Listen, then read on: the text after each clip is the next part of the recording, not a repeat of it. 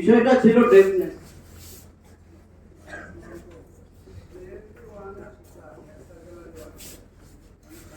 এই ডেফনেস বিষয়টা বিভিন্ন বিভাগের আলোকে এই ডেফনেসের উপরে শিক্ষাদান, পাঠদান, বিভিন্ন ডিসিপ্লিন, বিভিন্ন বিভাগ বলতে এই ডেফনেস এর মধ্যে যে anatomy, physiology, pathology, pharmacology, community medicine, biochemistry,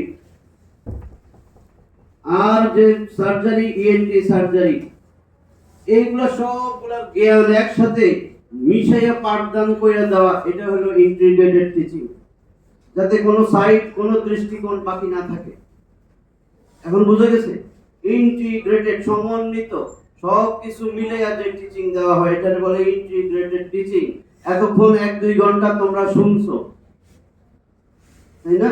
anatomy, physiology, pathology, biochemistry, যাই হইছে, কমিউনিটি মেডিসিন, ফার্মাকোলজি, আলাদা আলাদা বলা হয়েছে, এগুলা সব একসাথে আমি জোড়া দিয়ে দিবা। এটা হলো integrated teaching. Integrated teaching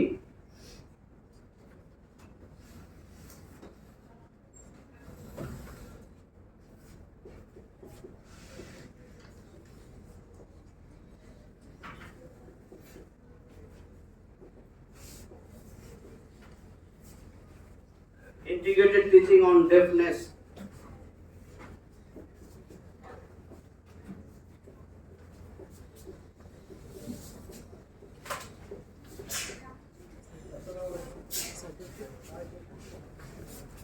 From sound to silence, এটাই তো, from sound to silence।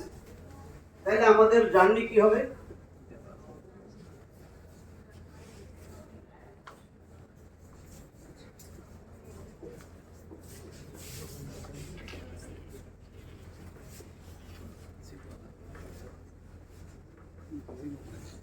তাহলে journey of hearing and deafness, এটা আমাদের জার্নি। যে কানে শুনতো, শুনতে শুনতে শুনতে শুনতে আস্তে আস্তে দেখা যায় এখন কানে কম শুনে, এখন একবারই শুনে না, এরকম অনেক লোক আছে, আছে না?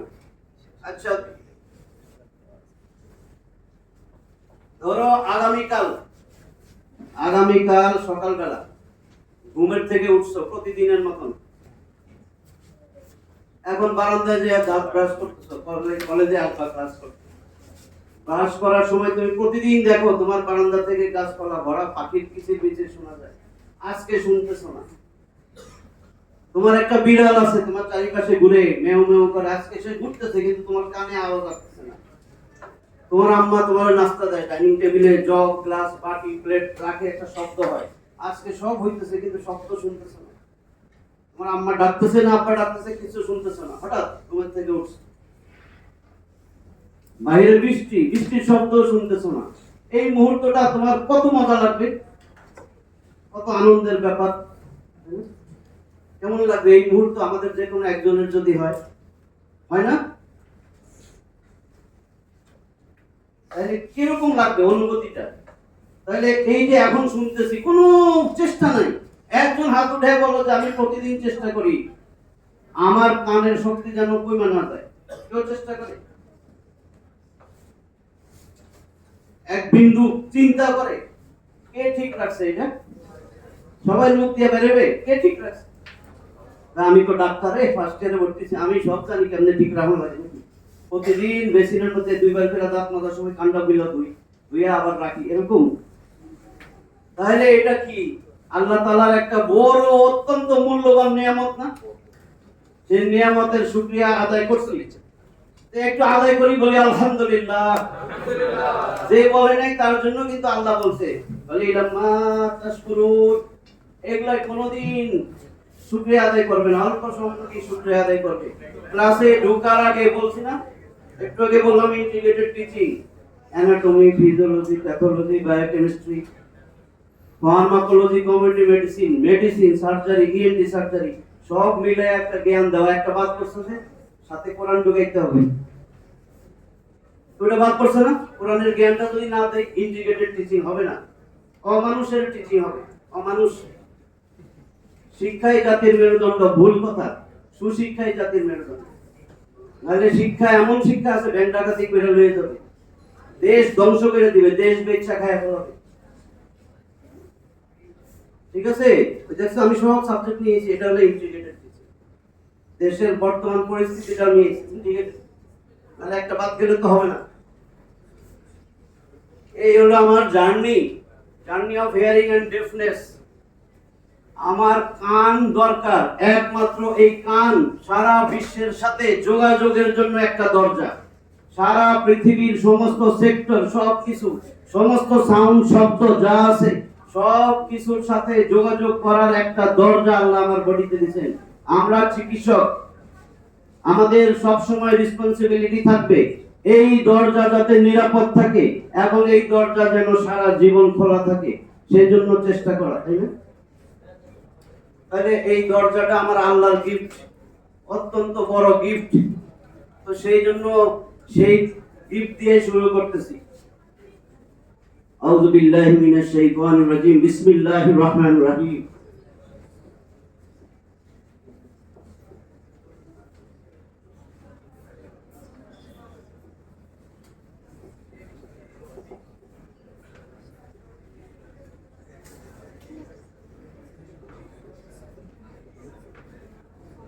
সূরা নাহল 16 নম্বর সূরা, এর 78 নম্বর আয়াত।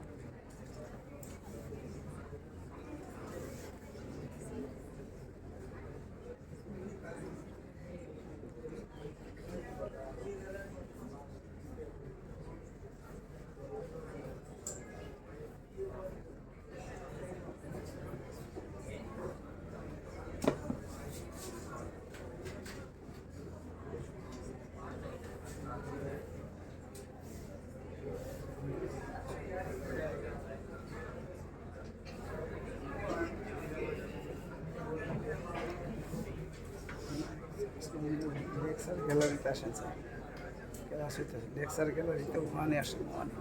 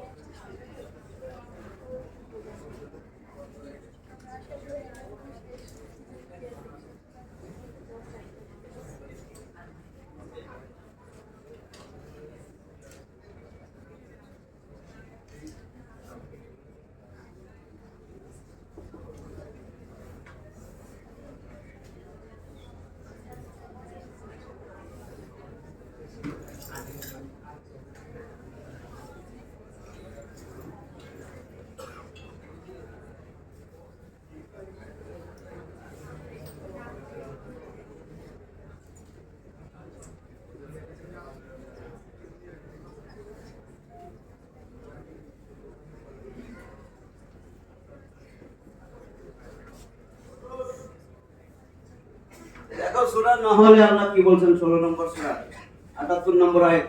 ওয়াল্লাহু আখরাজাকুম, আল্লাহ তোমাদেরকে বাইর করছেন, মিন বুতুনি উম্মাহাতিকুম, তোমাদের মায়ের পেট থেকে। লা তাআলামুনা শাইআ, কোনো কিছুই জানতা না তোমরা, আমরা কিছুই জানতাম না, আল্লাহ আমাদের বাইর করছেন। ওয়া জাআলা লাকুমুস সামআ, এরপরে দিবেন আমাদেরকে শ্রবণ শক্তি। শ্রবণ শক্তি কি? ওই যে আজকের সাবজেক্ট। এরপরে দিলেন আমাদেরকে শ্রবণ শক্তি, ওয়াল আবসার, দৃষ্টি শক্তি, ওয়াল আফইদা, এবং অন্তর। কান দিছেন শোনার জন্য, চোখ দিছে দেখার জন্য, অন্তর দিছে অনুধাবন করার জন্য। আফালা ইয়াতাদাব্বারুনাল কোরআন, তারপর তুই কি কোরআন পড়বি না? আমালা কুলমিন আফালুহা, কোরআন নিয়ে একটু চিন্তা ভাবনা করবি না? নাকি তোর অন্তর তালাবদ্ধ? আল্লাহর কথা যে অন্তর তালা খুলবি না, তালা দিয়ে আটকে রাখছো যে একটু কোরআন দেখবি না? কোরআন মুসলমানের না, নবী মুহাম্মদ সাল্লাল্লাহু আলাইহি ওয়াসাল্লাম মুসলমানের না, আল্লাহ মুসলিমের না। ভালো করে শুনে রাখ, সমগ্র মানব জাতির জন্য ইনসান লেখা আছে, প্রত্যেক জায়গায় লেখা আছে নাচ নাচ নাচ। ভাই ও নাচতে পাইছে, ডিজে পার্টি বাজাবার নাচবো। নাচ কোরআন সমস্ত মানুষের জন্য, মুসলিমের জন্য না। মাথা থেকে সরাই দিয়ে মুসলিম অর্থই কি জানি না। মুসলিম মানে আল্লাহর কাছে আত্মসমর্পণ। ধরো আমি 1 নম্বরের হিন্দু, বললাম আল্লাহ আত্মসমর্পণ করছি, আমি মুসলিম। বুঝছো? এখন মুসলমানের কোনো শর্ত নাই এখানে। লাআল্লাকুম তাশকুরুন, যেন তুই শুকরিয়া আদায় করো। সেজন্য বলছে আলহামদুলিল্লাহ বল, যে আমার কান চোখ সবকিছু আল্লাহ ঠিক রাখছে। এক মুহূর্তের মধ্যে বড় হয়ে যেতে পারি। আমার স্যার, আমি এখন তো বিভাগীয় প্রধান, আমার আগে যে ছিল একদিন মাত্র, একদিন সকালে উঠে কিছুই শোনে না, 2 কানই চলে গেছে, deaf, totally deaf. ENT head, cochlear implant অস্ট্রেলিয়ায় করে আসছে। 1 কান 24 লাখ টাকা, 1 কান 24 লাখ। এই কথাটা কি বলছে আজকে সাবজেক্টের সাথে রিলেটেড না? এটা হলো ইন্টিগ্রেটেড টিচিং। এটা ধুয়ে গেলে আমার ইনকমপ্লিট প্যারালাইসিস ইন্টিগ্রেটেড টিচিং হয়, প্যারালাইটিক টিচিং, তাহলে ইন্টিগ্রেটেড টিচিং, যাতে আমি শুকরিয়া আদায় করি। আল্লাহ আরো বলছে, আমার তো সময় নাই, সূরা ইনসান 76 নম্বর সূরা 1 2 3, আল আতাআল ইনসান হিনুম মিনাদ দাহরি লাম ইয়াকুন শাইআন মাসকুরা। তোর উপর থেকে অনেক লম্বা সময় চলে গেছে ও মানুষ, যখন উল্লেখযোগ্য কিছুই ছিলি না। ইন্না খালাকনাল ইনসানা মিন নুতফাতিন আমশাজিন নাবতালিহি ফাজালনাহু সামিয়ান বাসীরা ইম্মা শাকিরা ওয়া ইম্মা কাফুরা ইন্না হাদাইনাহু সাবিলা ইম্মা শাকিরা ওয়া ইম্মা কাফুরা।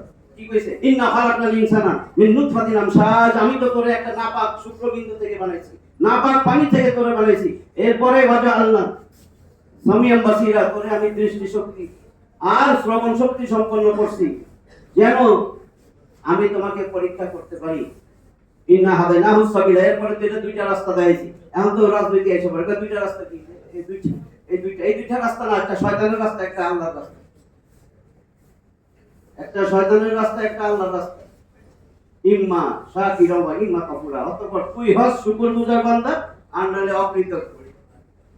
আমরা শুকরগুজার বান্দা হব না অকৃতজ্ঞ?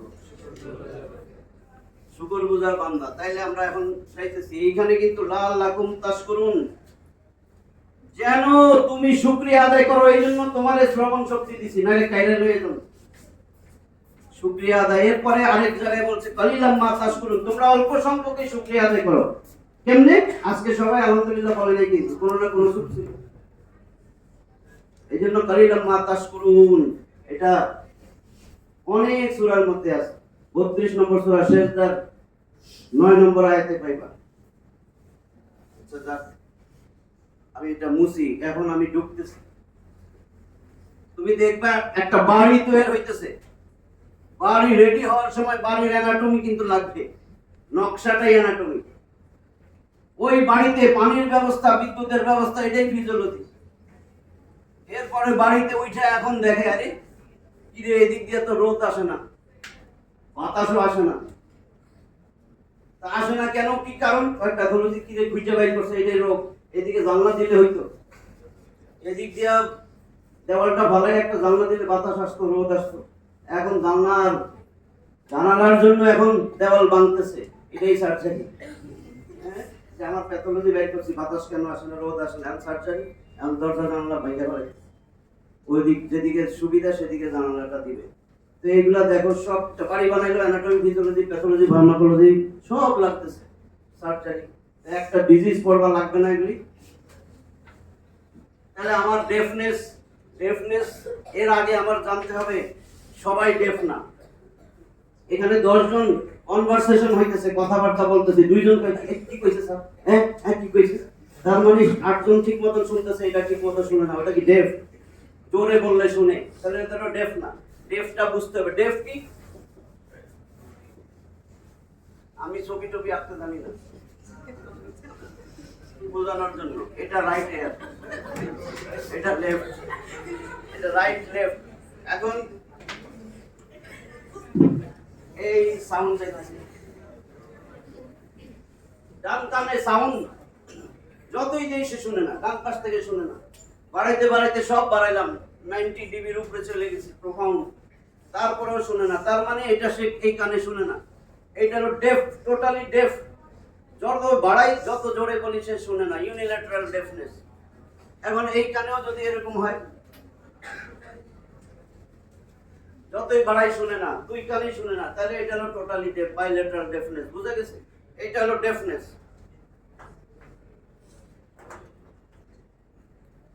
এখন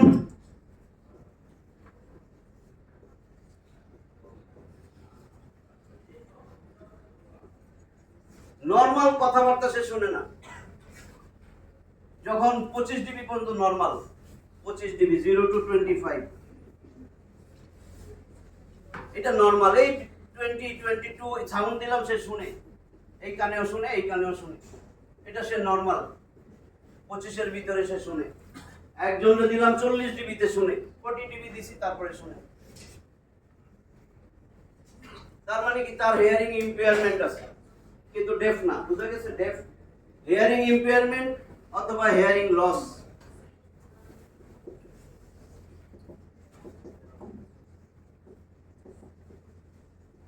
হিয়ারিং ইম্পেয়ারমেন্ট বা হিয়ারিং লস আছে তার। হিয়ারিং ইম্পেয়ারমেন্ট, হিয়ারিং লস, বুঝছো তো এখন? আর ডেফ, ডেফ কিছুই শুনবে না, সেটারে বলে ডেফ। ঠিক আছে? তাহলে আমার ডেফনেস, ডেফনেসের ক্লাসিফিকেশন কি?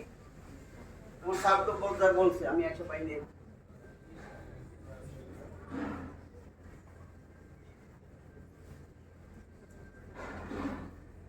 অ্যানাটমি তো জানছো কানের।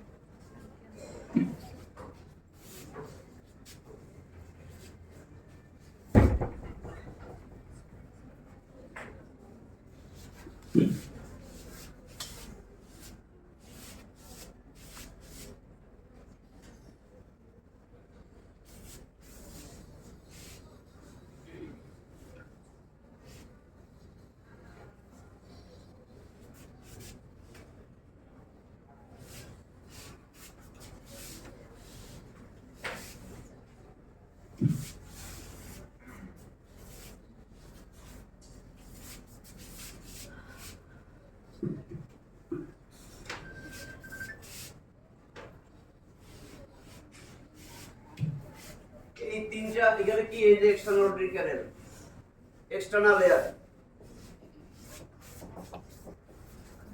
এটা মিডল লেয়ার, এটা ইনার লেয়ার, এটা ককলিয়ার, এই যে ককলিয়ার। এইটা ছিল সেমি সার্কুলার ক্যানেল, কালোটা দেখা যায়। সেমি সার্কুলার ক্যানেল তিনটা না? superior lateral posterior, anterior lateral posterior, semicircular canal। semicircular canal এর কাজ কি? Body balance. এটা আমার আজকে দরকার নাই, এটা আজকে ডেফনেসের সাথে সম্পর্ক নেই না। বাদ। তাহলে ইনার এয়ারের এই ককলিয়ার, এইটুক লাগবে। এক্সটার্নাল লেয়ার, এটা কি? Tympanic membrane. টিম্প্যানিক মেমব্রেনের সাথে কানেকশন আছে না অসিকল?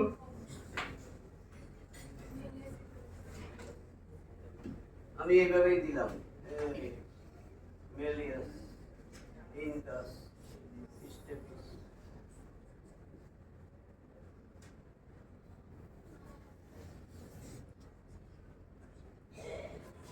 এখানে ওভাল উইন্ডোর সাথে স্টেপিসের ফুটপ্রিন্ট লাগানো।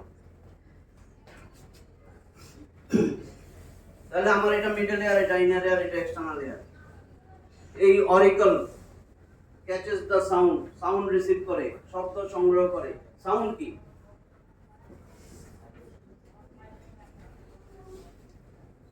Sound it is a form of mechanical energy. আমি এখানে যদি একটা যাই কোনো জিনিস কাঁপাই, তাহলে একটা তরঙ্গ ঢেউ, ওয়েভ তৈরি হবে। এই ওয়েভ বাতাসের মধ্যে, বাতাস এই সাউন্ড ওয়েভটারে নিয়ে যাবে। সাউন্ড ওয়েভটা এখানে আসবে, কান অরিকল এটারে নিয়ে আসবে। এই সাউন্ড ওয়েভ যে টিম্প্যানিক মেমব্রেনে বাড়ি দিবে। টিম্প্যানিক মেমব্রেন নড়লে মেলিয়াস ইনকাস স্টেপিস তিনটা নড়বে।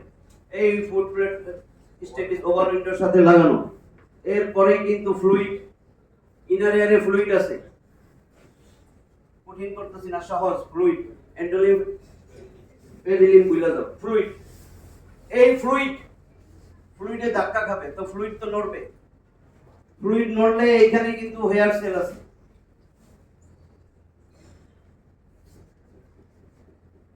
এই হেয়ার সেলের উপরে স্টেরিওসিলিয়া থাকে চুলের মতো। পানি এসে ধাক্কা দিলে পানি নড়তেছে, এই ধাক্কা দিছে, এখন এই হেয়ার সেলের উপরে যে স্টেরিওস এগুলো নড়বে না। এতক্ষণ ছিল সাউন্ড ইম্পালস, আইসা যখন এই ঢেউ আইসা এখানে ধাক্কা দিল, এই হেয়ার সেল গুলো নড়তেছে। এখন sound impulse transform into nerve impulse. Sound impulse পরিবর্তন হয়ে নার্ভ ইম্পালস হলো। নার্ভ ইম্পালস, এখানে নার্ভ আছে, নার্ভ।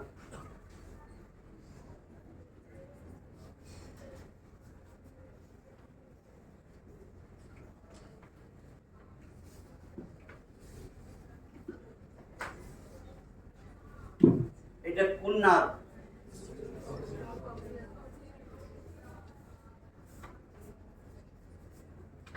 এটা cochlear nerve, eight nerve. Cochlear নার্ভের একটা গ্যাংলিয়া আছে না, স্পাইরাল গ্যাংলিয়ন থাকবে না। পেরিফেরাল প্রসেস এই হেয়ার সেলের মধ্যে থাকে। পেরিফেরাল প্রসেস গুলা এটা ক্যারি করে নিয়ে আসলে এই নার্ভ ইম্পালস, এখন যে নার্ভ ইম্পালস হইলো, নার্ভ ইম্পালস ক্যারি করে নিয়ে আসছে স্পাইরাল গ্যাংলিয়ন, এটা বাইপোলার সেল। এখান থেকে সেন্ট্রাল প্রসেস, এই যে সেন্ট্রাল প্রসেস, এগুলা ক্যারি করে নিয়ে যাইতেছে এই নার্ভ ইম্পালস। কোথায়? ব্রেইন, ব্রেইনে নিয়ে আসলো। ঠিক আছে, ব্রেইনের কোথায়? Temporal lobe, auditory cortex, area 21, 22, 41, 42, auditory sensory, auditopsychic area, auditosensory area, কিচ্ছু লাগবে না, এটা অডিটরি টেম্পোরাল লোব। এটা ঠিক আছে। ব্রেইনের frontal lobe, parietal lobe, temporal lobe আছে না, এগুলি এই টেম্পোরাল লোবে নিয়ে আসে। এই নার্ভটা চলে গেল টেম্পোরাল লোবে। কি নিয়ে আসলো? এই সাউন্ড ইম্পালসে, নার্ভ ইম্পালসে নিয়ে আসলো।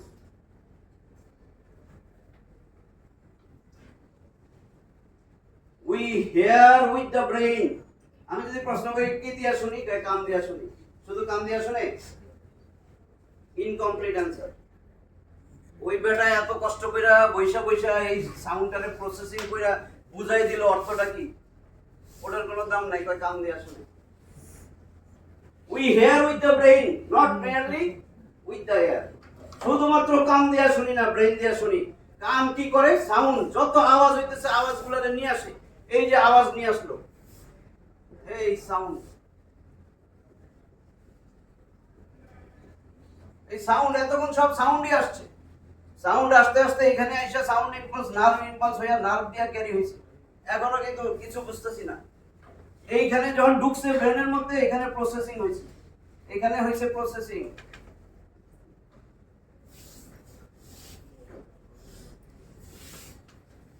প্রসেসিং, এটা প্রসেসিং করছে। এরপরে আমারে বুঝাইছে সাউন্ডটা তোর আম্মার ডাক, না তোর আব্বার ডাক, না বাচ্চার, না বিড়ালের ডাক, না কিছু চাইছে কেউ। এইগুলো বুঝাই দিছে, ইন্টারপ্রিট করে দিছে। বুঝা, এই বুঝা নাইলে কি হয়, এইখানে যদি ব্রেন ড্যামেজ হয় বা এখানে একটা টিউমার হয়, সাউন্ড ঠিকই ছিল কিন্তু সে বোঝে না। আমি তো শব্দ শুনি কিন্তু কিচ্ছু তো বুঝি না, তারপরে তার কোনো লিশন হয়েছে ব্রেনের টেম্পোরাল লোবে। এখন বোঝা গেছে?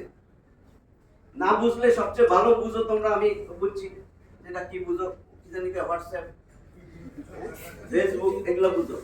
তাহলে হিয়ারিং ইজ এ হোয়াটসঅ্যাপ। কি হোয়াটসঅ্যাপ? মোবাইলে মাইক্রোফোন আছে না, মোবাইলের মাইক্রোফোন হয়েছে কান।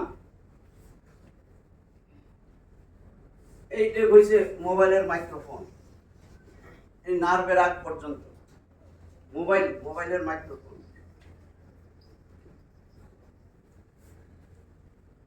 এইটা হয়েছে আমার নেটওয়ার্ক কেবল।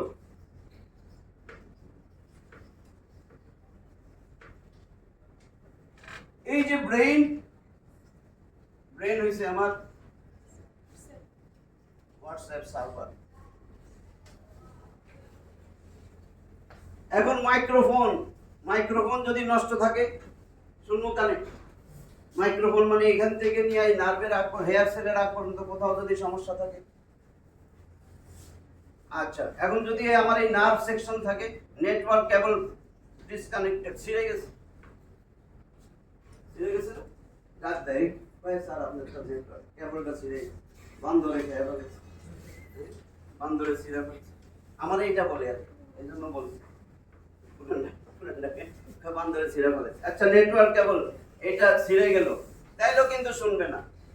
আর এই যে ব্রেন আমার হোয়াটসঅ্যাপ সার্ভার, এই হোয়াটসঅ্যাপ সার্ভারে যদি কোনো সমস্যা থাকে তাহলেও শুনবে না। ভাই আমি তো বুঝছি এই আমার জিনিসগুলা কিছু নাই, সিম্পল জিনিস। এখন সাউন্ড কি কারণে আমার ডেফনেসটা হবে, হিয়ারিং ইম্পেয়ারমেন্ট হবে, তাহলে আমার এখানে কিছু পাথওয়ে আছে। দেখো এখান থেকে এই যে আমার অরিকল সাউন্ড ট্রান্সমিট করতেছে, অরিকল সাউন্ড ধরে সে এক্সট্রাঅডিনারি চ্যানেলে ঢুকায় দেয়। তাহলে এটা তো এয়ার কন্ডাকশন, বাতাসের মাধ্যমে যাইতেছে। মিডল এয়ারে কি থাকে? এয়ার না? মিডল এয়ারের কন্টেন্টই এয়ার, বাতাসের মাধ্যমে সাউন্ডগুলো ট্রান্সমিট হইতেছে। শেষ পর্যন্ত ইনার এয়ারের ফ্লুইডে এসে ধাক্কা দেয়, ফ্লুইড পুকুরে ঢিল মারলেও দেখবা ঢেউ যাইতেছে।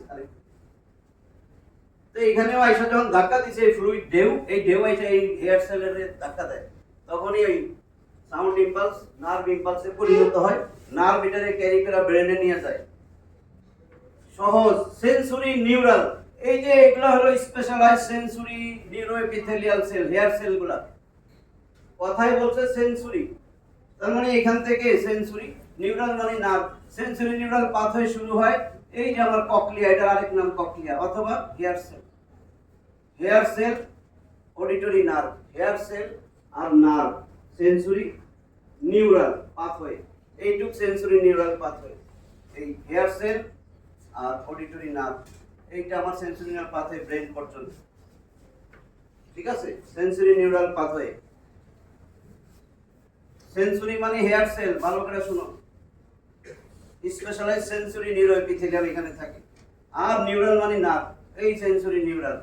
আর এর আগ পর্যন্ত একদম ফ্লুইড পর্যন্ত, অনেকে মনে করে ওভাল উইন্ডো, স্টেবিসের ফুট প্লেট না, একদম ফ্লুইড পর্যন্ত, ইনার এয়ার ফ্লুইড পর্যন্ত হলো আমার কন্ডাক্টিভ পাথওয়ে। বুঝা গেছে? নাহলে মাঝখানে তো ছেড়ে দেওয়া লাগবে। ফ্লুইড পর্যন্ত একদম অরিকল থেকে শুরু করে, এই যে অরিকল বা পিনা, এখান থেকে শুরু করে ইনার এয়ার ফ্লুইড এই পর্যন্ত হলো কন্ডাক্টিভ পাথওয়ে। তাহলে সাউন্ড কি ছিল আমার? It is a form of mechanical energy. আর হিয়ারিং ইম্পেয়ারমেন্ট কি ছিল? যে shortening of hearing, normal hearing পার হয়ে গেছে, এখন তার হিয়ারিং ইম্পেয়ারমেন্ট বাইর করতে হলে কত ডিবি তে শুনে আমার ইনভেস্টিগেশন লাগে। অ্যাকর্ডিং টু হু এর ক্লাসিফিকেশন, হু কি ওয়ার্ল্ড হেলথ অর্গানাইজেশন 1980 তে যেটা দিছে আমি সেটাই বলতেছি। গতবার 97 এরটা বলছিলাম, যেটা লেটেস্ট, ওটা দিয়ে কাজ হবে না। যত রিপোর্ট পাইবা সেই 1980 টা, আবার ওই 1997 এরটা লেখা আছে ওয়ার্ল্ডলি ইউজ, সারা বিশ্বে এটাই ব্যবহার করা হয়, বাংলাদেশে হয় না, ব্যবহারই হয় না। 1980 টা ব্যবহার হয়, তাহলে বিশ্বের বাইরে এখনো আছে বাংলাদেশ। যার কারণে আমি তোমাদের ওইটাই বলতেছি, কারণ পরীক্ষার সময় এটাই ফিফথ ইয়ারে এটাই বলতে হয়। এক্সটার্নালরা ওইটাই মুখস্থ হয়ে গেছে, কারণ ইউজই হয় ওটা, রিপোর্ট পাইলে দেখবা ওইটাই আসছে। কি হয়? Normal hearing,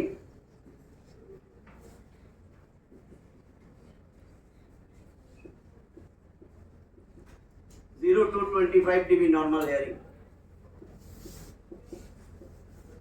mild hearing loss 26 থেকে 40 ডিবি, এটা যদি পাওয়া যায় টেস্টে, পিওর টোন অডিওমেট্রি করি আমরা, পিটিএ। পিওর টোন অডিওমেট্রিক মানে অডিওমেট্রিক টেস্ট, পিওর টোন এখন মাথায় আসবে না, অডিওলজিক্যাল test.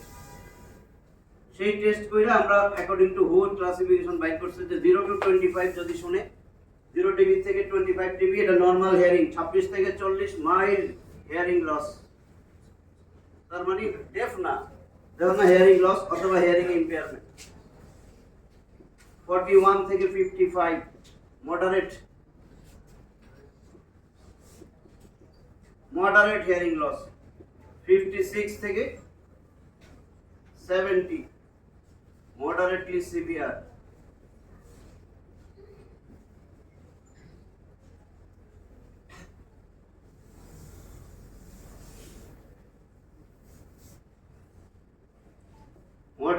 moderately severe hearing loss, 71 থেকে 90 severe hearing loss,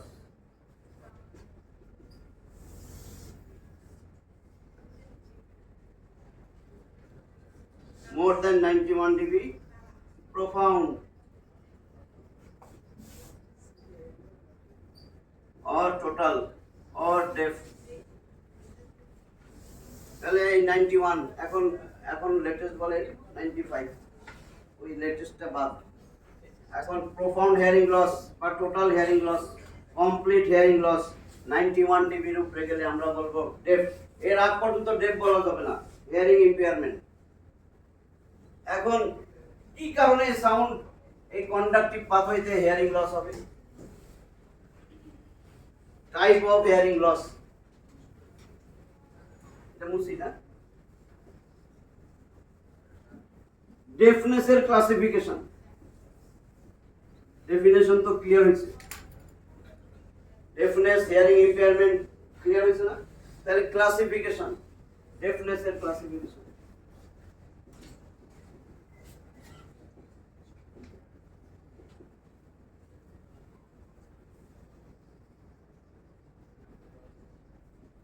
conductive hearing loss, conductive hearing loss কোনটা? কন্ডাকটিভ যে পাথওয়ে, সেই পাথওয়েতে যে কোনো ঝামেলা হবে সাউন্ড পাস করবে না। আমি সিটাগাং যাইতেছি ঢাকা থেকে, সামনে যাই যে ব্রিজ ভাঙা, যাইতে পারবো? ব্রিজ ভাঙা পড়েছে, গায়ে আজকে এখন তো যাইতে পারবো না ব্যাক করে। আমার এইখানে সাউন্ড পাস একদম এই পর্যন্ত, যদি কোনো ডিজিজ থাকে, এক্সটার্নাল অডিটরি কানেল একটা বড় একটা বনি টিউমার আছে, অস্টিওমা, এক্সোস্টোসিস, সাউন্ড পাস করবে? এই টিউমারও ধরলাম না, একটা ময়লা wax, impacted wax, sound pass করবে? ওয়াক্স ময়লা, বাচ্চা কি সুন্দর মাছ সিমের বিসি ভাজি করবে, সিমের বিসি কানে ঢুকে, কবে ঢুকাইছে জানে না, এখন গোসল করছে সিমের বিসি পানি চুষে, চুষে আরো ফুলছে, ফুলে এই যে এটাই সিমের বিসি, এখন কি করবে? কানে শুনবে? বাচ্চা তো কানে শুনে না, ডাক্তার দিলে দেখেন তো কি বিসি একটা ফুলে পড়ে, সিমের বিসি, মোটর শুটি, মোটর দানা, এগুলো বাচ্চারা ঢুকায়। এখন বোঝা গেছে সাউন্ড তো পাস করে নাই, ঠিক আছে, এখানে এরকম হইলো, টিউমার হইতে পারে এক্সটার্নাল কানেলের মধ্যে, কিছুই নাই, তারপরে শুনে না। কেন শুনে না? থাপ্পড় দিয়েছিল পর্দা ফাটা,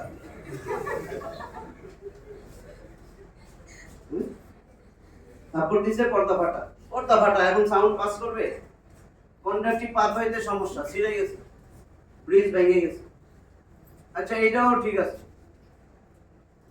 টিম্পানিক মেমেন্ট ফাইট ছিল, নিজে ঠিক হয়ে গেছে, তারপরেও শুনে না।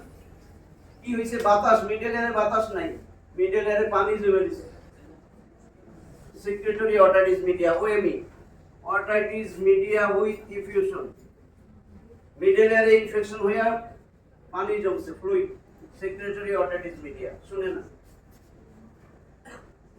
এইটাও নাই, অ্যাক্সিডেন্ট হয়েছে, এই তিনটা অসিকুলার ছুটে গেছে, অসিকুলার ইনজুরি, তাহলেও শুনবে না। পর্দা ফাটা, খালি কান দিয়া পুজ আসে, 20 বছর ধরে পুজই করতেছে কান দিয়ে, সিএসওএম, ক্রনিক সাপোরেটিভ অটাইটিস মিডিয়া, কিচ্ছু নাই, তার সব ঠিক আছে, পর্দা টর্দা সব, বাতাসও আছে মিডল এয়ারে, পুস্টুস নাই, পানিও নাই, তারপরে শুনে না। স্টেবিসের ফুট প্লেট নড়বে যে, স্টেবিস তো এরকম, হেড, নেক, অ্যান্টেরিয়র টাচ, পোস্টেরিয়র টাচ, এই বেজ, এইখানে হলো ওভাল উইন্ডোতে বসানো হয়। এইটা এখন নড়তেছে না, এরকম নড়ার কথা। এই এখন এটা ফিক্সড হয়ে গেছে। Foot plate of step is fixed. Otosclerosis,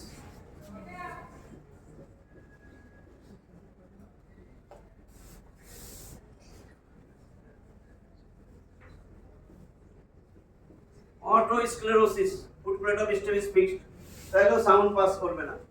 এগুলো হলো কন্ডাক্টিভ হিয়ারিং লসের কজ, সহজগুলা। ঠিক আছে,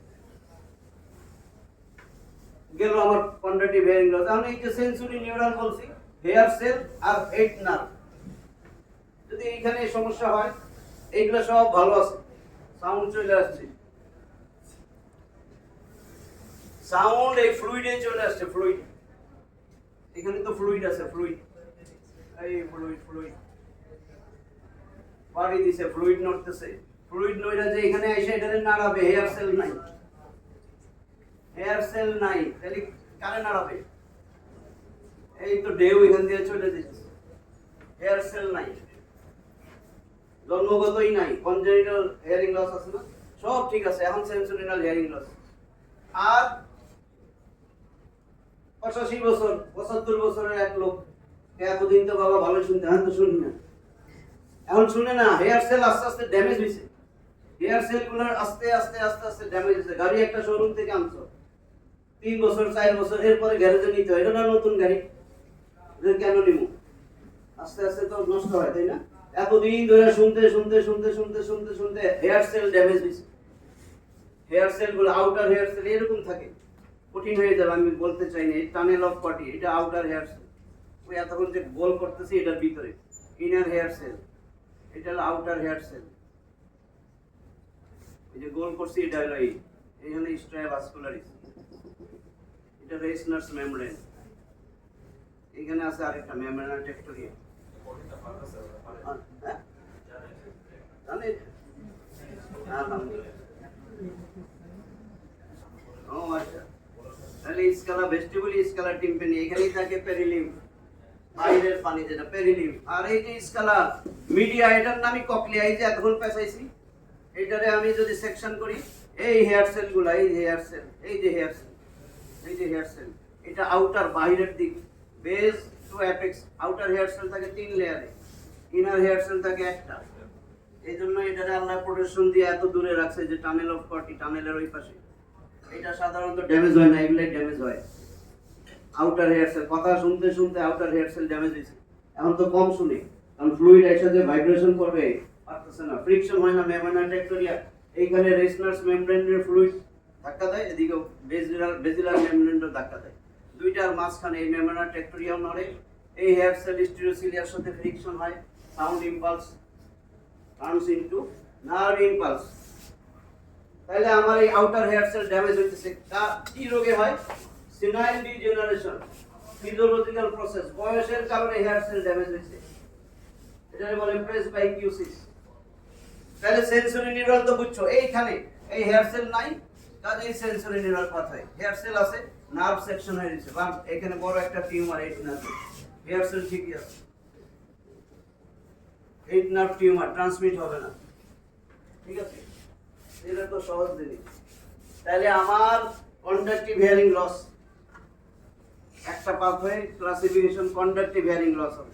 কন্ডাক্টিভ পাথওয়েতে কোনো কারণে কোনো ডিজিজ থাকলে কন্ডাকশন, এয়ার কন্ডাকশন হবে না, সাউন্ড কন্ডাকশন হবে না, কন্ডাক্টিভ হিয়ারিং লস। আরেকটা কি?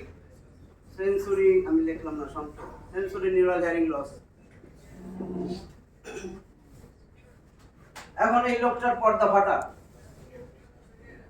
20 বছর ধরে কান দিয়া পুজ আসে, লোকটার বয়স 75 বছর, তাহলে হেয়ার সেল তো ড্যামেজ হয়েছে। ক্রনিক সাপোরেটিভ অটাইটিস মিডিয়া, তার কানের পর্দা ছিদ্র, ক্রনিক্যালি ডিসচার্জিং এয়ার, অনেক দিন 20 বছর ধরে পানি পড়ে, 75 বছর, তাহলে দুইটা জিনিস হইল না? Conductive pathway, tympanic membrane perforation, chronic suppurative otitis media, discharge আছে, আর হেয়ার সেলগুলা প্রেসবাইকিউসিস আছে তার সাথে, প্রেসবাইকিউসিস, হেয়ার সেল ড্যামেজ হয়ে গেছে। তাহলে দুইটা পাথওয়ে সমস্যা। এটা কি? Mixed type hearing loss, mixed, দুইটা রাস্তায় কন্ডাক্টিভ হিয়ারিং লস আছে, মিক্সড সেন্সোরিয়াল হিয়ারিং লস আছে। 4 নাম্বার, এতক্ষণ যে বললাম এই যে এই পাথর এইখানে তো নার্ভ ব্রেনে ঢোকার আগ পর্যন্ত হলো সেন্সরি নিউরন।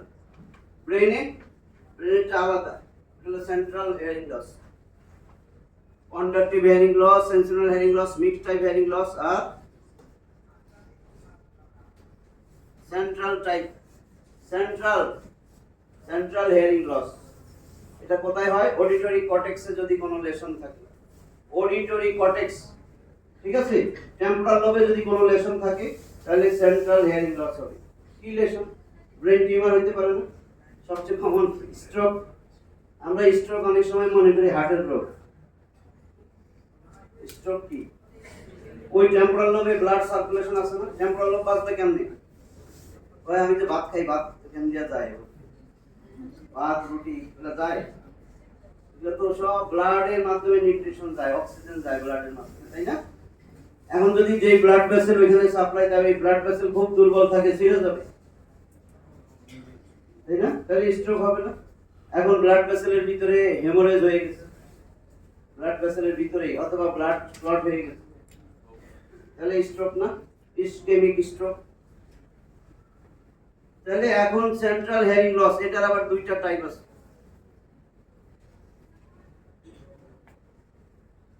একটা হলো নন অর্গানিক,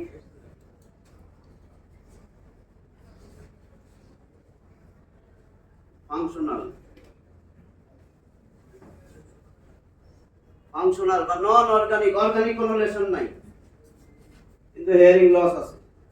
আরেকটা হলো তোমার মেলিঙ্গারার নাম শুনছো?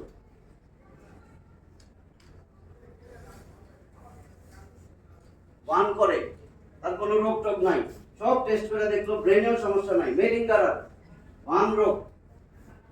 হয়তো বিমার টাকা পায় না, এখন পাইব, ওয়ান করতেছে। অফিসে কোনো সমস্যা আসে, তাই আমি কানে, মানে অভিনয় করতে, কানেই শুনে না, সহানুভূতি নেওয়ার জন্য, বিভিন্ন কারণে সহানুভূতি নেওয়ার জন্য ভান করে, মেলিঙ্গারার নন অর্গানিক। আরেকটা হলো তোমার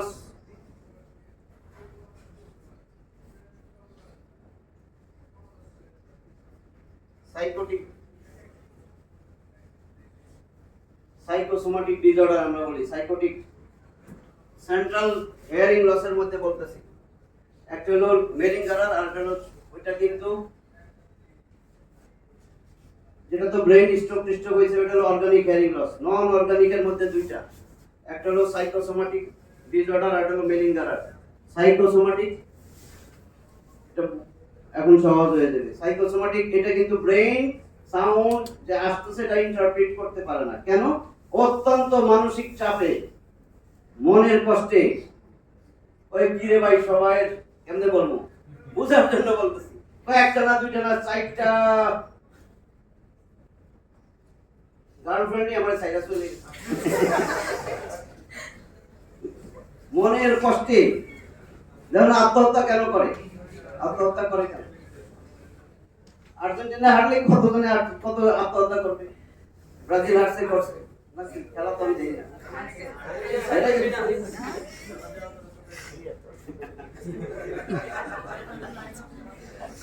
ও কেসে বাদ,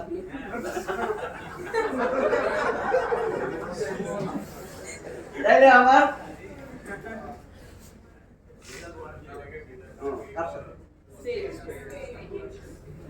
তাহলে সেন্ট্রাল হিয়ারিং লস এটা কঠিন হয়ে গেছে। Central hearing loss organic lesion থাকবে, কোনটাই অর্গানিক লেশন থাকবে না। অর্গানিক লেশন যেটা থাকবে ওটা তো বললাম, stroke, brain tumour, head injury, ঠিক আছে। আর যেগুলো নন অর্গানিক সেখানের মধ্যে আছে সাইকোটিক, মানসিক চাপ, অত্যন্ত অ্যাংজাইটি, টেনশন, ডিপ্রেশন, স্ট্রেস, তখন দেখা যায় সে আসলে সত্যিকার অর্থে শব্দটা শুনে না। আর একটা হলো মেলিঙ্গারার, সে অভিনয় করতেছে না। আর যেটা সাইকোটিক সে কিন্তু অভিনয় করতেছে না, ব্রেন তার সাউন্ডটা ইন্টারপ্রিট করতে পারে না, ওই সময় ব্রেনে শব্দটা ফাংশনিং হয় না, শব্দটা ট্রান্সমিট, শব্দের অর্থটা সে ইন্টারপ্রিট করে না। যে সাউন্ডটা আছে সাউন্ড শুনে কিন্তু বুঝে না, এত মানসিক চাপ। বুঝা গেছে এটা? এই আমার hearing loss, conductive hearing loss, sensorial hearing loss, mixed type hearing loss. পরীক্ষায় এই তিনটা কইলেই হয়, এটা আর লাগে না। বলে দিলাম যেহেতু পড়তে যায় পাইবা central hearing loss. Organic lesion থাকলে সেটা হলো স্ট্রোকে, ব্রেন টিউমারে, হেড ইনজুরি, এগুলাতে সেন্ট্রাল নার্ভাস সিস্টেমে কোনো ঝামেলা নেই। আর যেটা নন অর্গানিক আর ফাংশনাল সেটার মধ্যে মেলিঙ্গারার আর সাইকোটিক। এই হলো আমার হিয়ারিং লস ক্লাসিফিকেশন।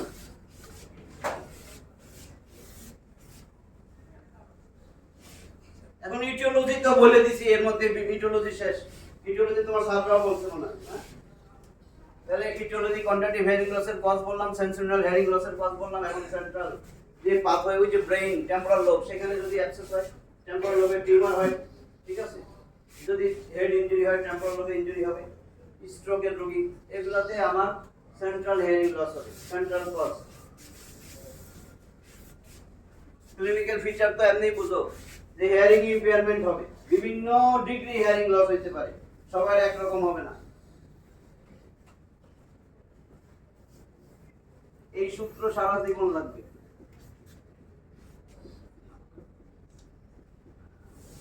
যে কোনো ডিজিজ কিছু না জানো, definition, etiology, pathology, clinical feature, investigation, diagnosis, treatment, follow up, prognosis,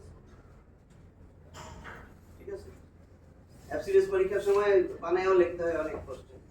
ওই সংজ্ঞা দিয়ে কোনো রকম কাছে বুঝে লিখে দিয়ে আসলো, জিরো দিবেন, হ্যাঁ, পার্ট 1 পার্ট 2 যেটাই চাও।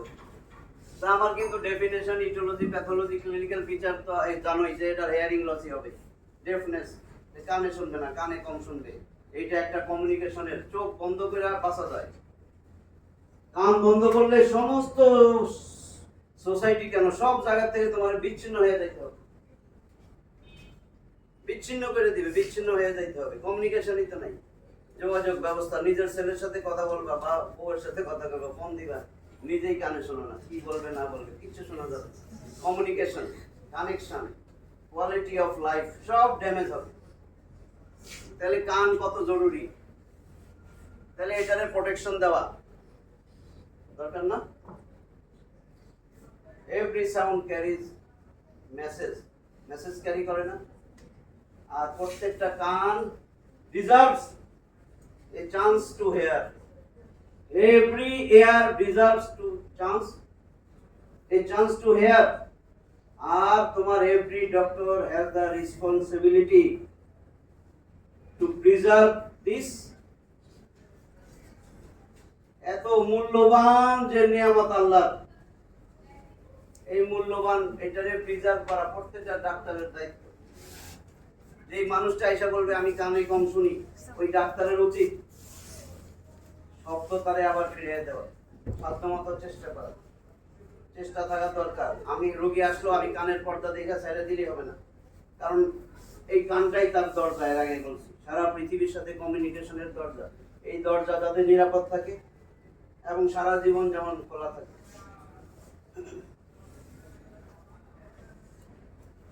তাহলে আমার ইনভেস্টিগেশন কি কি করতে হবে কানের জন্য? এই জন্য বলে সমস্ত বাচ্চাদের স্ক্রিনিং টেস্ট করা। স্ক্রিনিং টেস্ট যত বাচ্চা আছে, যত বাচ্চা ডেলিভারির পরে 3 to 6 months, এটা হলো একদম গোল্ডেন পিরিয়ড।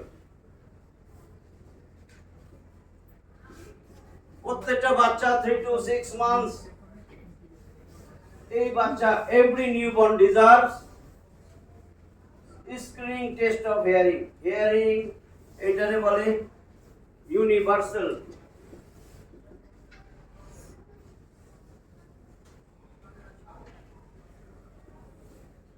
বা golden test of hearing. 3 to 6 months golden period, universal hearing screening test.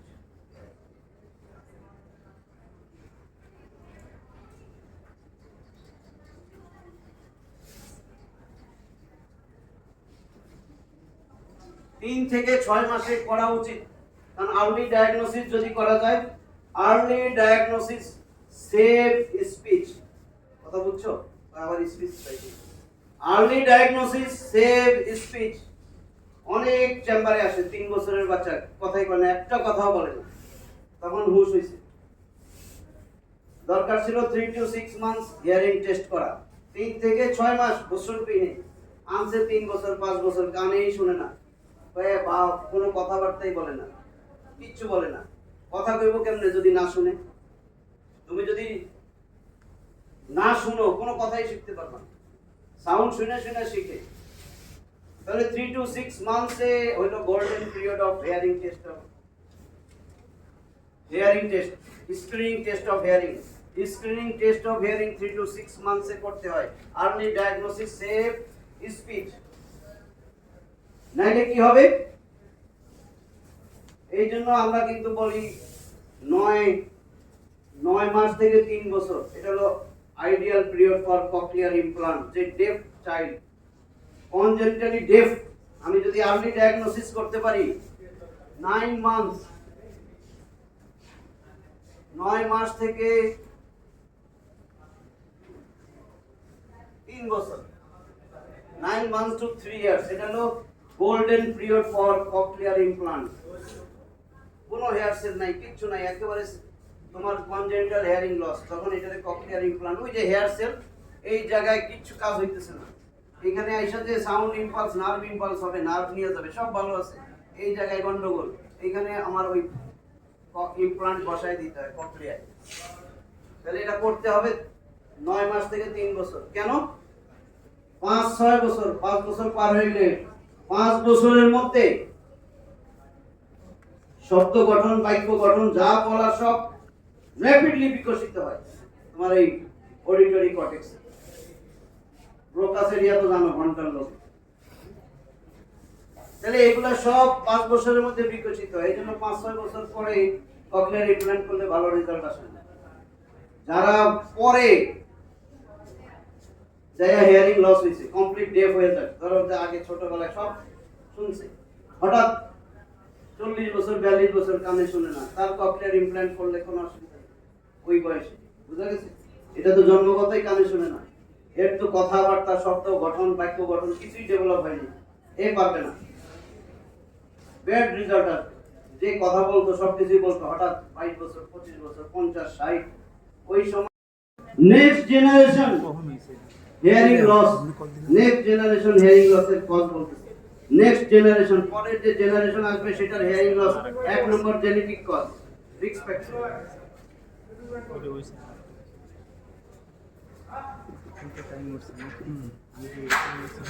আর কি কি রিস্ক ফ্যাক্টর আছে? আমি কইছিলাম আমি ছবি আঁকতে পারি না, এই বোঝার জন্য দিছি। এই মা প্রেগন্যান্ট,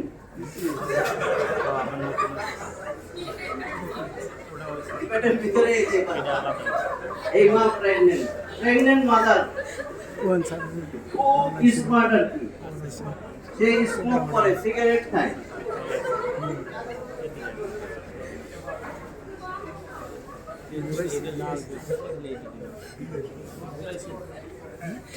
অ্যালকোহল খায়, সিগারেট খায়, স্মার্ট। এই স্মার্ট মা প্রেগন্যান্সির সময় পারলো না সিগারেট ছাড়তে, অ্যালকোহল খায়, খুব আরামে আছে। কিন্তু এই বাচ্চা যখন ডেলিভারি হবে, এটা হলো কনজেনিটাল হিয়ারিং লস নিয়ে আসবে।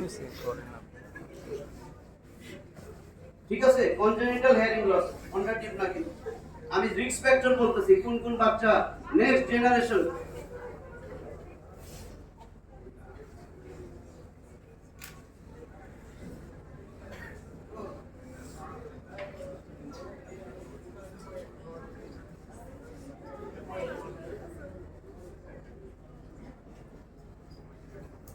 নেক্সট জেনারেশন হিয়ারিং লস হবে যদি মা প্রেগন্যান্সির সময় স্মোকার, অ্যালকোহলিক, তাহলে এই বাচ্চা যখন ডেলিভারি হবে, এই বাচ্চা এটা হবে হিয়ারিং লস নিয়ে রিস্ক, তার রিস্ক থাকে। 2-3 নাম্বার,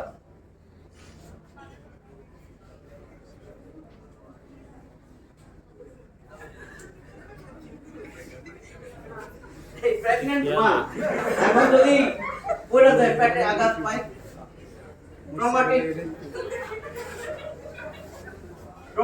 ট্রমাটিক কেস যদি আঘাত পায়, তাহলে কি হবে? এইটা হলো next generation risk factor, hearing loss.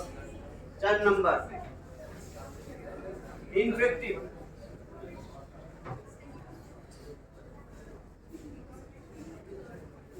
এই প্রেগনেন্ট মাদার যদি প্রেগন্যান্সি অবস্থায় তার কিছু সংক্রামক রোগ থাকে, ইনফেকশন থাকে, টর্চ ইনফেকশন তো নাম জানো না, টর্চ প্রেগন্যান্সি অবস্থায় প্রেগনেন্ট ওমেন, প্রেগনেন্ট মাদার যদি এই টর্চ ইনফেকশনে ভুগে, টক্সোপ্লাজমোসিস,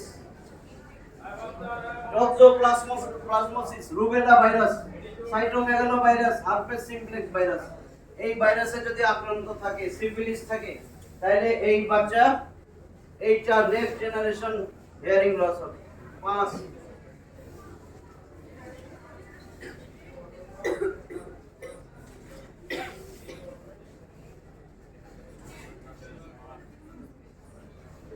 এই যে অনেক বড় হয়ে গেছে।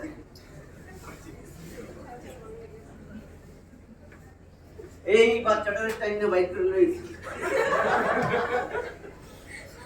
ডেলিভারি হইছে, ডেলিভারির সময় প্রলং ডেলিভারি হইছে, prolong fetal hypoxia,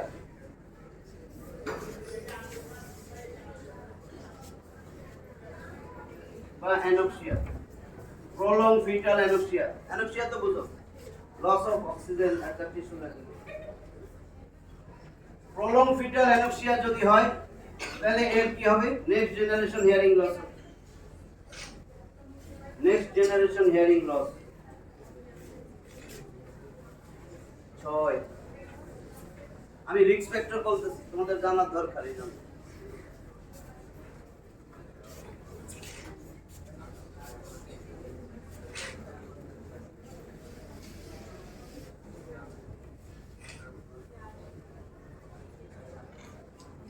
premature delivery হয়ে গেছে, 7 মাস আর থাকবো না ভিতরে, 7 মাসে বাইরে 7 মাস 6 মাস প্রিম্যাচিউর ডেলিভারি।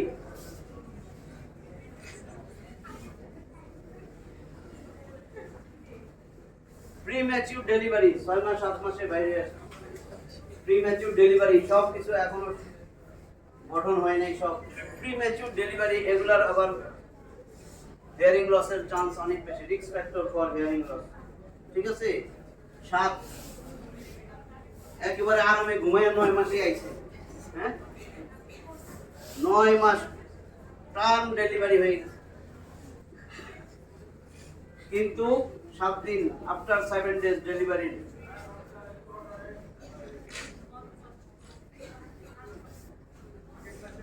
তার জন্ডিস ডেভেলপ করছে,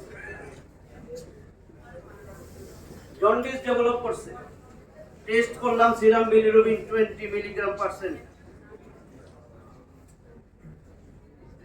20 মিলিগ্রাম বা 20 মিলিগ্রামের বেশি, এটা হলো toxic to the brain. Serum bilirubin 20 mg/% toxic to the brain, ব্রেইনের জন্য টক্সিক। জানো তো এই ডিজিজটা কি কানেক্টেড আছে, টক্সিক টু দ্য ব্রেইন। তাহলে এটা হলো next generation hearing loss, time বেশি হয়ে যাচ্ছে। ঠিক আছে, এগুলো generation, next generation risk factor for hearing loss. এই বাচ্চাগুলোর হিয়ারিং লস হবে,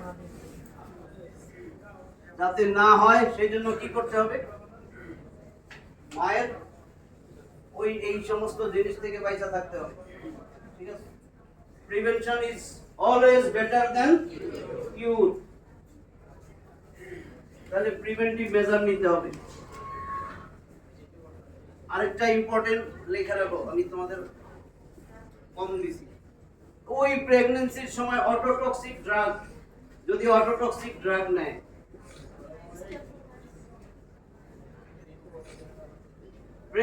প্রেগন্যান্ট ওমেন প্রেগন্যান্সির সময়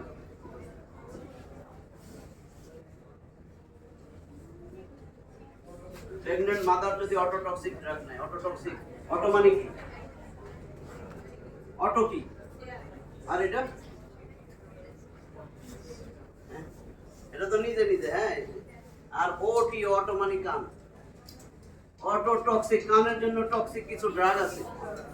অটোটক্সিক ড্রাগ ভাই ভাই জিজ্ঞেস করবে 50 ইয়ার ফাইনাল দিলে, এটা সারা ডাক্তার হইতে এরকম নাই, এটা বইলাই যাইতে হয়, কিছু না পারলে লাস্টে এই প্রশ্নটা থাকে, অটোটক্সিক ড্রাগের নাম বল। অটোটক্সিক এই জন্য আমার ছাত্রদের বলাই না কেন, সব জায়গায় দেখবা প্রায় সমস্ত প্রতিষ্ঠানে বিপি আর জিএস আছে না, কি আমি জানি না, বিপি জিএস নাই। হ্যাঁ, এগুলা সব সময় ক্ষতিকর হয়, সব সময় ক্ষতিকর, ক্ষতি করেই ছাড়বে। এই জন্য এই দেখো ভেস্টিবুলার পার্ট, জেন্ট্রামাইসিন আর স্ট্রেপ্টোমাইসিন, ভেস্টিবুলার পার্ট ব্যালেন্স, এগুলার ব্যালেন্স নাই, ব্যালেন্স ঠিক নাই দেখা সামসামি করতে পারে। তোমার ব্যালেন্স যদি ঠিক থাকে জীবনে সামসামি করবে না, তেল মারবে না কারণে। যে বেটা আমি এত কষ্ট করে ডাক্তারি পড়ছি, এত কষ্ট হইছে, আমি তোমার সত্যি কথা বলি, আমি যখন ফাইনাল ইয়ার পাস করছি পেপার দিলেও পড়তাম না, দেখতে করতাম না, লেখাপড়া পেপার টেপার আমার অসহ্য লাগতো যে না আর পড়বো না জীবনেও। আমার কিন্তু ওই সময় মনে হয়েছে আমি জীবনে আর লেখাপড়া করবো না, এত কষ্ট হয়েছে আমার পাস করতে, জান বেড়ে গেছে আমার পাস করতে, যে কেন পড়লাম কেন পড়লাম। অনেক রেস্টের পরে আবার মনে হয়েছে এই যে এত কাম হইব না, স্পেশালাইজ হইতে হবে। আমি সত্য কথা বলছি। তো এই বিপিজিএস দেখা যাবে কি তুমি এত কষ্ট করছো আর 5 pass 7 pass 9 pass fail pass এগুলাই দেশ চালাইতেছে না, মিথ্যা বলছি। আমি বলছি না যে ইন্টিগ্রেটেড টিচিং সব আনতেছি না, ইন্টিগ্রেটেড টিচিং এ কিছু বাদ দেওয়া যাবে। যদি বলতা আমার লেকচার আমি সুন্দর দিয়ে যেতাম না, ইন্টিগ্রেটেড টিচিং বাদ দিব কেন? তাহলে আমার ভিপি আর জিএস, তাহলে অটোটক্সিক ড্রাগ জেন্টামাইসিন স্টেটোমাইসিন ভেস্টিবুলার পার্টের জন্য, ভেস্টিবুলার পার্ট ব্যালেন্স নষ্ট করে দিবে একেবারে শেষ, সারা জীবন তেল মেরা চলন লাগবে, আর ব্যালেন্স নাই, এবারে চরিত্র কিচ্ছু নাই, এই ব্যালেন্স শেষ। আর বাকি যেগুলা ককলিয়ার টক্সিক যত মাইসিন আছে, ক্যানামাইসিন অ্যানামাইসিন প্রোপ্লামাইসিন লেটিলমাইসিন, যত মাইসিন পাইবা বুঝবা এটা হলো আমার অ্যামাইনো গ্লাইকোসাইড গ্রুপ, এটা ককলিওটক্সিক। এই দুইটা ব্যালেন্স নষ্ট করে, দেখছো ব্যালেন্স নষ্ট করাটা কিন্তু অল্প, সামসামি সারা জীবনের জন্য বানাই দিবে জেন্টামাইসিন আর স্টেটোমাইসিন, ভেস্টিবুলার পার্ট ব্যালেন্স নষ্ট করে দিবে, কোনো ব্যালেন্স থাকবে না।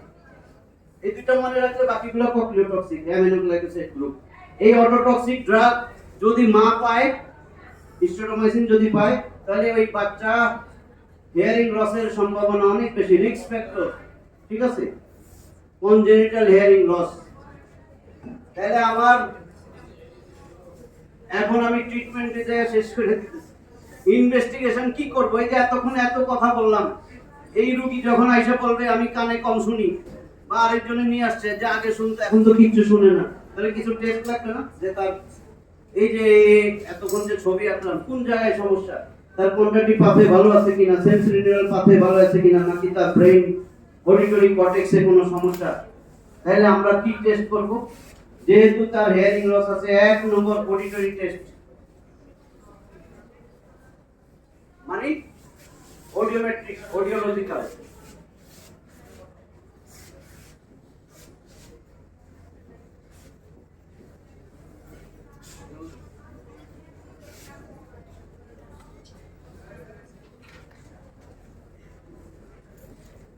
অডিওলজিক্যাল টেস্ট, এটার মধ্যে আমরা কি করি? Pure tone audiometry.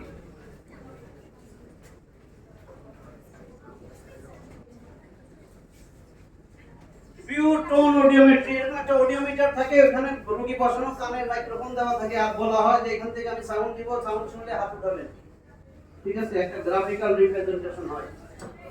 এইটা পিওর টোন অডিওমেট্রি। এইটুকু অডিওমিটার, এখানে বিভিন্ন ফ্রিকোয়েন্সির সাউন্ড আছে, আমি দিলাম 250 হার্টজের সাউন্ড, 5 ডিবি শুনে না, 20 ডিবি শুনে না, 25 ডিবি শুনে না, 40 ডিবিতে শুনে, বা 40 ডিবিতে সে হাত উঠাবে।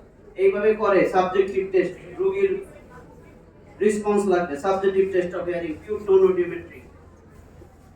টিউনিং ফর্ক টেস্ট তো তোমার স্যার বুঝাই দিয়েছে, ওইটা দিয়ে আমরা টাইপ অফ হিয়ারিং লস বুঝতে পারি, কি টাইপের, কন্ডাক্টিভ না সেন্সরি নিউরাল, ঠিক আছে, ওইটা দিয়ে বুঝতে পারি না কত ডিবি হিয়ারিং লস, ডিগ্রি, তার মানে কোয়ালিটি বোঝা যাবে, কোয়ান্টিটি পাওয়া যাবে না। টিউনিং ফর্ক টেস্ট, এটা হলো কোয়ালিটেটিভ টেস্ট অফ হিয়ারিং। তাহলে কোয়ালিটি এবং কোয়ান্টিটি দুইটা বোঝার জন্য আমার লাগবে পিওর টোন অডিওমেট্রি। এখন 3 বছরের বাচ্চার টেস্ট করব, বলে যদি বলি হেন্দে দিব তুমি আঙ্গুল উঠে দাও, সারা দিন এরকম করবে, তাহলে আমার সেখানে সাবজেক্টিভ টেস্ট দেয়া হবে না, অবজেক্টিভ টেস্ট অফ হিয়ারিং, যেটা তার রেসপন্সের দরকারই নাই, সেটার বলে impedance audiometry.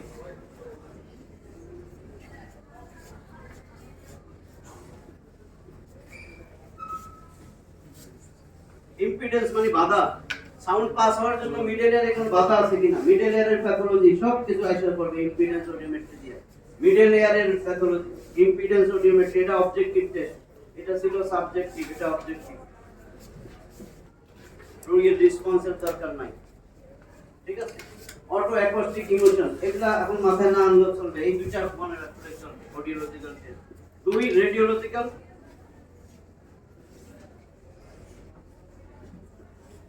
Radiological test, radiology মানে এক্স-রে।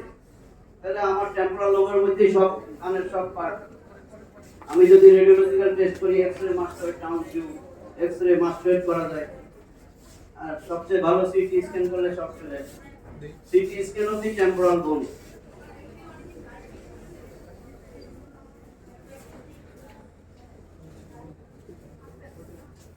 যদি রোগীর কান দিয়া পানি পুজ আসে, ওরাল সোয়াব ফর সিএস।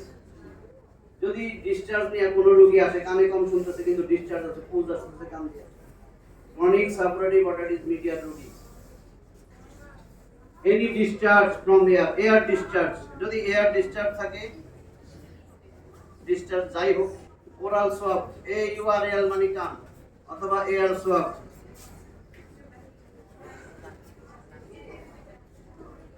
और सीएस की, হ্যাঁ সিএস বলতো, CS culture and sensitivity. Culture করব এটা কি ব্যাকটেরিয়া, ভাইরাস, ফাঙ্গাস কি আছে, এবং তার সেনসিটিভিটি, কোন অ্যান্টিবায়োটিক কোন অ্যান্টিফাঙ্গালে এটা না মারা যাবে। কালচার এন্ড সেনসিটিভিটি, যে কোন ডিসচার্জ নিয়ে আসবে। এই কয়টা হলো তোমার টেস্ট। এবার আমি এইগুলো দিয়ে ডায়াগনোসিস করে ফেললাম। ডায়াগনোসিসের পরে তো ট্রিটমেন্ট। এবার ট্রিটমেন্ট, ডায়াগনোসিস কেমনে করব, এই যে টেস্টগুলো আমাদের সহযোগিতা করবে। আর হিস্ট্রি টেকিং, হিস্ট্রি নিব। এয়ার ডিসচার্জ, কান দিয়ে যাই আসবে সেটা নিয়ে আমি swab, ear swab for CS, culture and sensitivity. এটা ছিল ইনভেস্টিগেশন। এরপরে ডায়াগনোসিস, ডায়াগনোসিস হয়ে গেল। ডায়াগনোসিস হলো হিয়ারিং ইম্পেয়ারমেন্ট অর ডেফনেস পাইলাম। কি রোগে, সেই রোগের নাম যা আসবে, প্রেসবাইটিস হোক, সিএসওএম হোক, ঠিক আছে, স্ট্রোকের রোগী হোক, এতক্ষণ যা বলছি সেগুলোর মধ্যে ডায়াগনোসিস হবে। Treatment,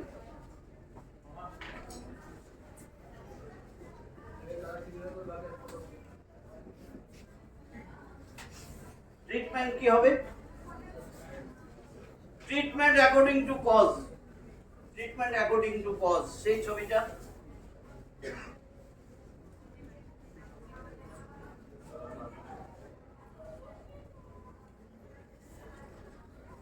station tube, malleus incus system, এটা tympanic membrane. Treatment according to cause, যদি ইমপ্যাক্টেড ওয়াক্স ছিল, এই ওয়াক্স রিমুভ করব। ট্রিটমেন্ট অ্যাকর্ডিং টু কজ, অনেক বড় হয়ে যাবে না, বুঝছো কথাটা? যে এই কজ আমার হিয়ারিং লস করছে, যদি ইমপ্যাক্টেড ওয়াক্স হয় আমি বলে দিতেছি, তাহলে রিমুভাল অফ দা ওয়াক্স। যদি কোনো এক্সট্রাঅর্ডিনারি টিউমার হয়, complete extraction of the tumour mass. যদি পারফোরেটেড টিম্প্যানিক মেমব্রেন হয়, টিম্প্যানিক মেমব্রেন মাইলিঙ্গোপ্লাস্টি, রিপেয়ার দেওয়া। এগুলো পরে সব পাইবা। এইজন্য ট্রিটমেন্ট অ্যাকর্ডিং টু কজ এটা শেষ। মাইলিঙ্গোপ্লাস্টি, টিম্প্যানিক মেমব্রেনকে জোড়া দেওয়া, reconstructive surgery. Repair of the perforated tympanic membrane is called myringoplasty. তাহলে এটা হয়ে গেল। যদি সিএসওএন ছিল, chronic suppurative otolith media with discharge, mastoid surgery plus marinoplasty, mastoid surgery করে ডিজিজ রিমুভ করলাম। যদি foot plate of step is fixed, otosclerosis, তাহলে আমি কি করব? অটোস্ক্লেরোসিস থাকলে foot plate of step is fixed হয়ে গেছিল, এইটা ওভাল উইন্ডোর সাথে ফিক্সড ছিল। এই টিম্প্যানিক মেমব্রেন, এখানে ছিল মেলিয়াস, এখানে ছিল ইনকা। এখন ওভাল উইন্ডোর সাথে ফিক্সড, আমি ওভাল উইন্ডোর এখানে কি করলাম? স্ট্রাকচার, এই স্টেপিসের সব ফালাই দিছি, শুধু ফুটপ্লেট অফ স্টেপিস আছে ওভাল উইন্ডোতে। এখানে একটা ছিদ্র করলাম, এখানে একটা প্রস্থেসিস বসাই দিছি। এটাকে বলে স্টেপিডোটমি অথবা স্টেপিডেক্টমিও করা যায়। যদি অটোস্ক্লেরোসিস থাকে সার্জারি হলো স্টেপিডেক্টমি।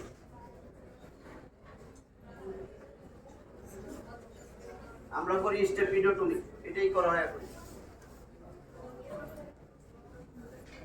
স্টেপিসের সুপারস্ট্রাকচার ফালাই দিছে, হেড নেক অ্যান্টিগ্রাস পস্টেরিয়াস ফালাই দিয়ে ওই গ্যাপ একটা প্রস্থেসিস বসাই দিছে, টেফলন পিস্টন প্রস্থেসিস গেল এইটুকু। এখন যদি প্রেস বাই কিউসিস হয়, প্রেস বাই কিউসিস তার ফিজিওলজিক্যাল প্রসেস, কোনো ডিজিজ নাই, বয়স হওয়াতে হেয়ার সেল ড্যামেজ হয়েছে, তাহলে আমি কি দিব? বুড়া মানুষ 75 বছর ওটি টেবিলেই মরে যাবে অজ্ঞানের সময়, বাঁচিয়ে রাখার জন্য তারা হেয়ারিং এইড দিলেই কানে শুনবে। Hearing aid, digital hearing aid পাওয়া যায় এখন। হেয়ারিং এইড বুঝছো? মেশিন, চোখে চশমা ধরুন দেয়, পাওয়ার কমে গেছে চশমা দেয়, এখন কানের পাওয়ার কম, আমি চশমা দিছি, কানের চশমার নাম হেয়ারিং এইড। ওইটা হলো প্রেস বাই কিউসিস, হেয়ারিং এইড দিলাম, ঠিক আছে? Hearing aid. আচ্ছা, এখন এই এত চিকিৎসা দেওয়ার পরে যে সার্জারি করতে পারবে না তারে কানে শোনানোর জন্য, বা unfit for surgery or refuse to do surgery, ভয় পায়, তাহলে আমরা শোনানোর জন্য কি করব? যদি পুরো কমপ্লিট ডেফ না হয়, হিয়ারিং এইড।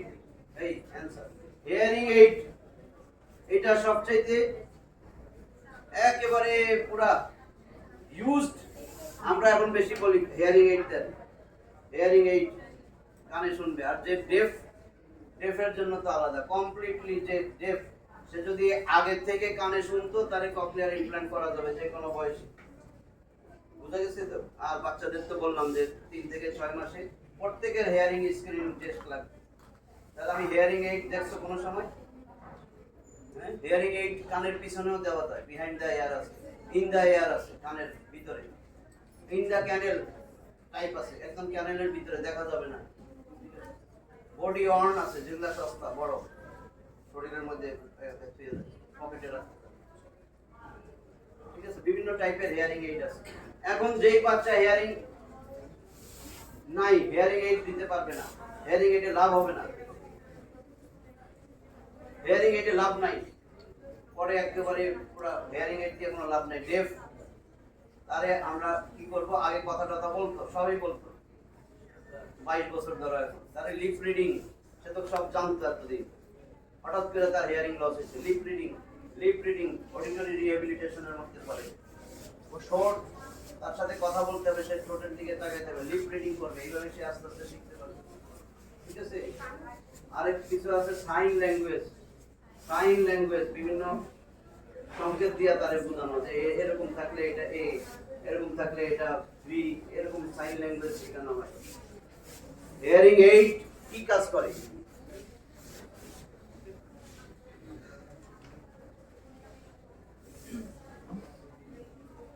হিয়ারিং এইড এখন আমরা এটা বেশি দিতেছি,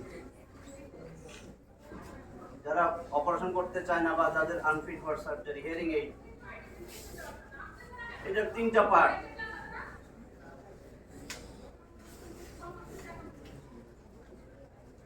মাইক্রোফোন, একটা পার্টের নাম মাইক্রোফোন, সে কি করে? সাউন্ড ক্যাচ করে, মাইক্রোফোন। এই সাউন্ডটাকে সে এখানে পাঠায়, এটার নাম অ্যাম্পলিফায়ার। অ্যাম্পলিফায়ারের কাজ কি? অ্যাম্পলিফাইড করে, সাউন্ডটারে বাড়ায় দেয়। অনেক জায়গায় প্যাচ লাগায়, দেখো না? ওইটা বললে বোঝা যায় সহজে। তুমি গেছো একটা মার্কেটে, তোমার এক আঙ্কেল তোমার দেখছে, আপনার ছেলেরা তো কালকে মার্কেটে দেখছি, একটু বললে হইতো, বুঝছো তো? যে অ্যাম্পলিফাই করছে, মিথ্যা কথাটা লাগেছে, আপনার ছেলেরা তো মেয়ে নিয়ে মার্কেটে ঘুরতেছে, তো মেয়ে নিয়ে ঘুরতেছে, এই তোমার আব্বা এটা তো বাস শুরু করে, এটা বলে অ্যাম্পলিফায়ার, একেবারে বাড়ায় দেওয়া। মাইক্রোফোন সাউন্ডটা ক্যাচ করবে, অ্যাম্পলিফায়ারের কাছে পাঠাবে, অ্যাম্পলিফাইড করে দিবে, মেশিনের কাজ। আর এইটার নাম রিসিভার।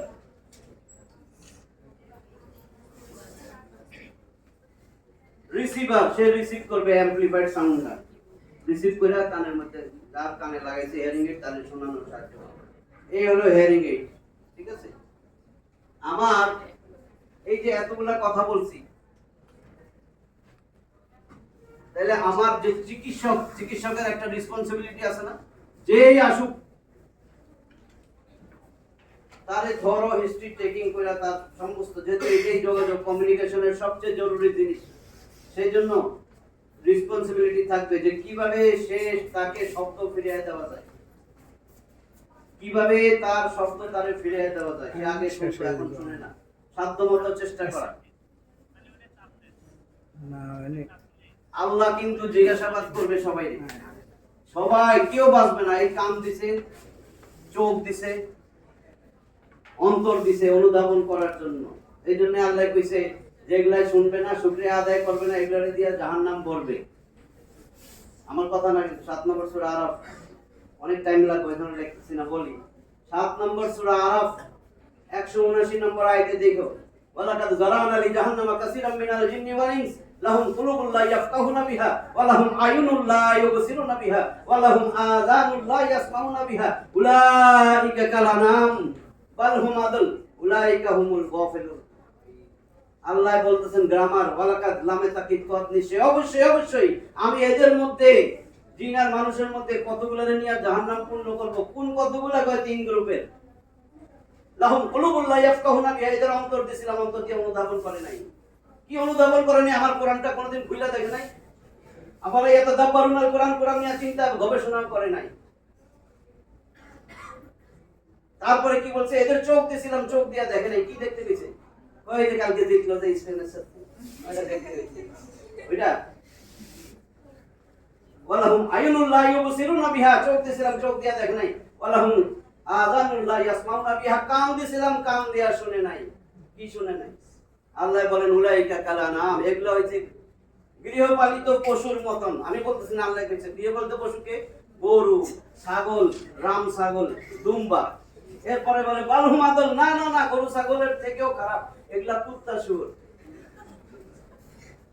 আমি বলছি, বলছে গরু ছাগলের মতন। এরপরে বলে বালহুম আদল, না তার থেকেও নিকৃষ্ট, তার থেকে নিকৃষ্ট যদি বলতাম কুকুর শুকর, একই কথা না? কুত্তা শুয়োর, আমি তো কুত্তা শুয়োর। এইখানে একটু চিন্তা করবা। আল্লাহ বলছে ইন্না শাররা দাওয়াবি ইনদাল্লাহি সুম্মাল বুকুল্লাযিনা লা ইয়াকিলুন, আমি তারে চোখ কান নাক দিছি, তারে আমি ব্রেন দিছি, তারে হার্ট দিছি, চক্ষু কর্ণ সব দিছি, সে তার আকল কেন খাটাইলো না? আমার সৃষ্টির মধ্যে সবচেয়ে নিকৃষ্ট তো সে। আল্লাহ বলেন ইন্না, নিশ্চয়ই, ইন্না শাররা দাওয়াবি, ভূপৃষ্ঠে চলে এমন যত প্রাণী আছে, আমার ভূপৃষ্ঠে চলা প্রাণীর মধ্যে তুই সবচেয়ে নিকৃষ্ট। তোরে আমি আকল দিছি, গরুর আকল নাই, কুত্তা শুয়োরের আকল নাই, তোর আকল আছে। তুই কেন আকল খাটাইলি না? তুই আমার সৃষ্ট জীবের মধ্যে সবচেয়ে নিকৃষ্ট। তাহলে সৃষ্ট জীবের মধ্যে কুকুর শুকর নাই? আছে তো? নাকি এগুলা চলে না জমিনে? তো সবগুলোর মধ্যে তো পেছে আল্লাহ ওইটাই বলছে কুকুর শুকরের থেকে তুই নিকৃষ্ট। আল্লাহ কয় আমি তো তোরে জিজ্ঞাসাবাদ কইরেই ছাড়বো, এটা দিয়ে শেষ করতেছি। 17 নম্বর সূরা।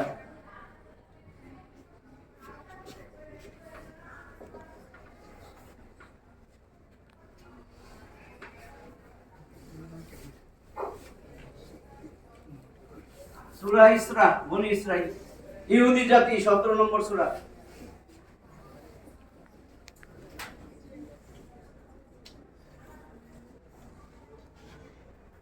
এর 36 নম্বর আয়াত দেখি।